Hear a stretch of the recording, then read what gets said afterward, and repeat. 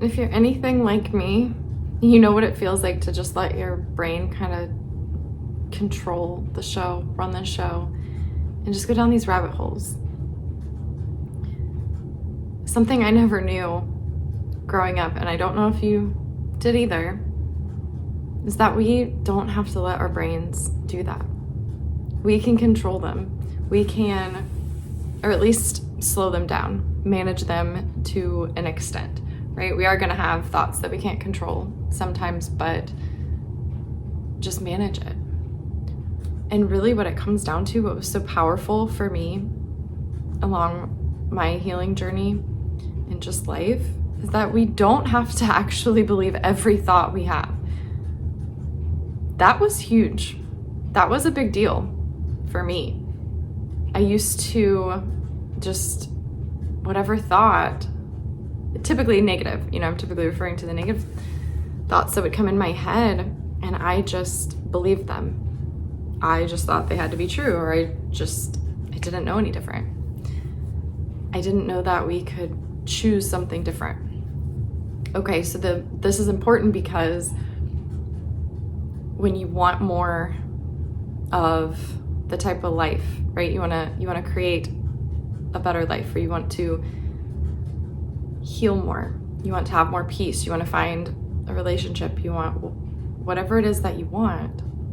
Managing your thoughts around it and your old stories and your old belief patterns it's going to be key. Because if you think about it, if you're constantly telling yourself, well, I'm not worthy of a healthy relationship, or there's nobody out there that is going to love me, or there's nobody that I'm going to be attracted to, or there's nobody out there that I can trust, or whatever stories that maybe you're telling yourself for good reason, because you've been hurt multiple times, because you've been through some stuff and you have trauma. So these stories have been created in your head, and it's maybe for protection a little bit, right? Because your body, your heart, your brain, it doesn't want us to experience the same pain over again. So it tries to keep us safe. So maybe it's creating these stories to keep us from feeling that same kind of pain. And that's fair. And, thank you, brain. But in order to actually find that relationship, it's going to be helpful to stop telling yourself, well, there's nobody out there that I can trust, or there's nobody out there that is willing to commit, or there's nobody out there that's available, or I'm just not good enough for a healthy relationship. If we tell ourselves those stories over and over again, we start to believe them. And then what happens is we start to act in accordance with that. So if we have a thought and we start to believe it, then we naturally just start to do things and act in a certain way, behave in a certain way, make choices in a certain way that are aligned with that belief. So that's why it's so important. That's why I talk about this all the time on my channel, is changing those old thought patterns from growing up, or from years ago when you had the divorce that you had, or whatever trauma it is, right? We're just talking about relationship at that point, but whatever the trauma's from that's kind of causing these thoughts. Or maybe it wasn't even from, maybe it's a thought that wasn't even your own original thought. That's another thing, is that sometimes our thoughts were pushed on us when we were children. Like, it was just what we heard our caregivers say. It's what we heard our parents say, our grandparents say, our friends, or whoever. And so then we just start to think that that's true. We just start to take that thought in, and we keep thinking it. And we don't know any different. We don't know there's another thought, a better thought, a more helpful thought that we could think, because that's just what's always been in our head. So if we don't catch it and realize that these are the thoughts that we're having that are holding us back, then we can't change them. So awareness is huge. You do have to be a little bit more mindful, which meditation can really help, just stopping and breathing and slowing down, especially if you're in a stress position or anxious or just overwhelmed or overthinking, it can be really hard to calm yourself down in those moments. So practicing maybe when you're not in the heat, the thick of it, right? If you're an overthinker, especially, but that could be a topic for a different video, just about how to be more aware of your thoughts. But once you're aware of them, then you can start to change them. Then you can start to replace it with something that's more helpful, something that's going to make you feel a little bit better. And you have to start small, because you can't just jump from I'm not worthy of love to all of a sudden, I am worthy of love. That might be too big of a jump for your brain. So you might have to come up with small, thoughts in between that. So maybe your first thought is, you ask yourself, has anyone ever loved me? And of course they have. So you think of that and you tell your brain, well, someone has loved me. And maybe you start just that small, right? With just one person or just one example of something. And then you kind of build off that once that belief feels, once you believe that, once you can start to accept and there's no resistance with that thought, that's kind of how you know that you accept it, is that when you think it, you don't have any resistance with it.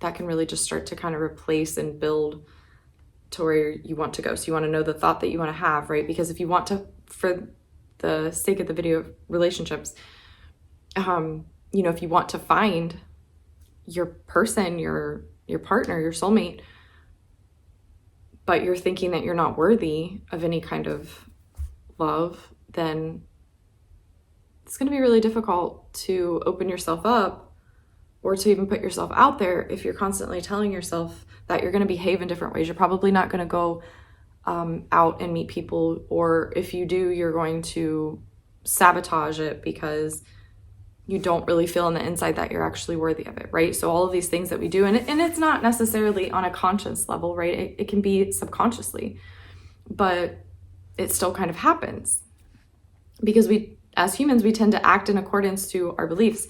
So, just starting small and building the new thoughts that are a little bit more believable. And when it feels like you can think that thought and you don't have any resistance, then take it a step further, a step closer to your goal thought, right? Because if you're dating and you want to find somebody, you want to have the thought that you're worthy of it. You want to believe that you're worthy of it. That's how it's going to happen. That's how you're going to find it, right? But first you have to know that you're worthy of it, so that when you do find it, you welcome it and you cherish it and you take, it just feels more natural, right? And it'll just come into your life more naturally because you're ready for it.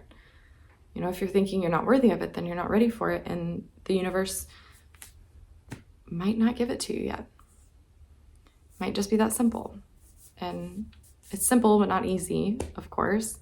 Changing our thoughts, it takes a lot of persistence, awareness, and consistency, because you do have to catch yourself all the time when you're having these little negative thoughts running in. And I say that because I know it's always going to be a journey. It's always going to be something you have to stop and think about and take a second and practice. That's why they say it's a journey. It's not, you can't just have these thoughts one time and you're set, right? But just really understanding and really being able to slow down and pause and understand you don't have to believe every thought that you have. Some of these stories aren't even yours. Some of these negative thought patterns aren't even yours. But if you look at them, they might be part of the reason why some of the outcomes in your life aren't the way that you want them to be. Because your beliefs, your thoughts on the inside aren't aligning to that. And so it really takes practice, that when you start to notice your brain, so once you start to become more aware of it and you see these thoughts, practice stopping yourself before you even go down the rabbit hole. Because once you're down that rabbit hole of overthinking or the negative thought spirals and all of that, and you know what I mean, and it's terrible. It really is terrible. Then it's really hard to pull yourself out. So it's much easier to stop yourself from going there in the first place. So once you start realizing that that's a negative thought pattern habit that you tend to get stuck in, when you start to feel your thoughts going that way and you start to feel like you're losing it, like losing control of your thoughts, stop for a second, breathe,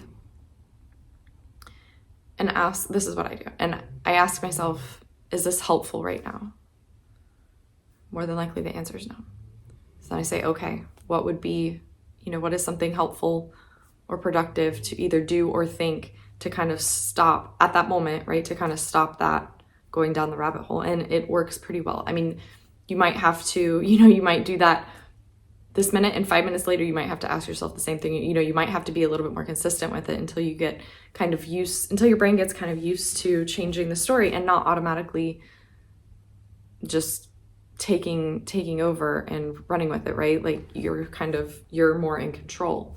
You're more aware of this and you're stopping it. And once you kind of train your brain, it becomes less difficult over time with practice, of course.